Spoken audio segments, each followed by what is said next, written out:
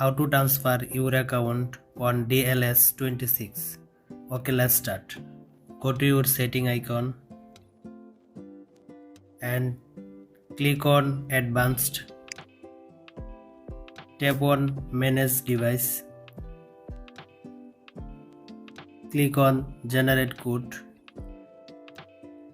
and copy to clipboard. Go back.